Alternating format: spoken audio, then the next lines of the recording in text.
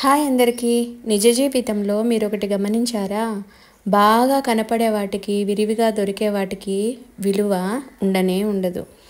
అదే అరుదుగా కనపడితే, అరుదుగా దొరికినట్లయితే వాటికి ఎంతో విలువ ఉంటుంది. ఇంకా అందం జోడిస్తే వాటికి ఉండే ప్రత్యేకతే వేరు. అందుకే నిజ జీవితంలో మనం కూడా బంధాల మధ్య, బంధుత్వాల మధ్య అరుదుగా ఉంటేనే మనకు విలువ, ప్రత్యేకత, స్థానం అనేది ఉంటాయి.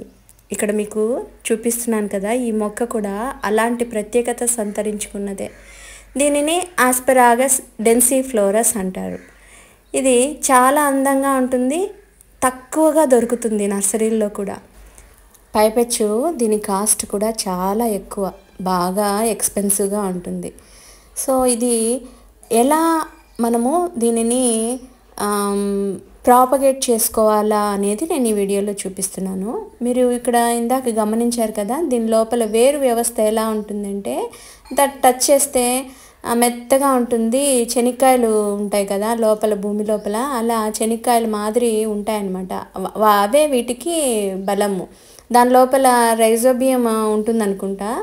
ఇప్పుడు నేను ఎలా ప్రాపగేట్ చేసుకోవాలి అంటే, దీని కొమ్మ తుంచి నాటితేనో అలా బతకదనమాట. మొత్తానికి వేరు నుంచి, అంటే ఆ బుడిపలు ఉన్నాయి కదా, ఈ శనక్కాయలు లాంటి బుడిపలు, ఆ బుడిపలను సపరేట్ చేసేసి పక్కన విడిగా నాటుకోవడమే దీనికి తరుణోపాయం అన్నమాట. సో దీంట్లో నాటి చాలా రోజులు అయిపోయింది. మొక్క అయితే విరివిగా పెరిగింది లేదు, కానీ వేర్లు అయితే, అంటే ఆ బుడిపలు అనేవి చాలా విస్తారంగా పెరిగిపోయినాయి, ఎంత నిండిపోయింది. సో దాన్ని వేరొక ప్లేస్లో నాటుతున్నాను అనమాట, సగం చేసేసి. మీరు ఆల్రెడీ చూశారు కదా సపరేట్ చేసే విధానము. వేరు అనేది తెగకుండా చక్కగా మట్టసంగా తీయాలన్నమాట.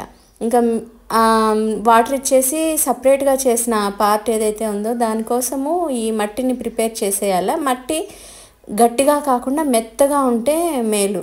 దీనికి క్లైమేట్ ఎలా ఉండాలంటే, మంచి నీడలో అయితే పెరగదు, ఎండ అయితే విస్తారంగా ఉండాలి బాగా. దీనికి మరీ అంత ఎక్కువ కాదు, కానీ శీతాకాలం ఎండ సరిపోతుంది. తడి బాగా ఉండాలి. అలాంటప్పుడు లోపల ఉండేటువంటి బుడిపలు అనేటివి ఎండిపోకుండా ఫ్రెష్గా నీటితో నిండి ఉంటాయన్నమాట. బాగా అవి ఇంప్రూవ్ అయ్యి చెట్టు కూడా బాగా, ప్లాంట్ కూడా బాగా ఇంప్రూవ్ అవుతుంది.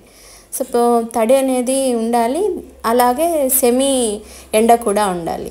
Thank you for watching. Thank you.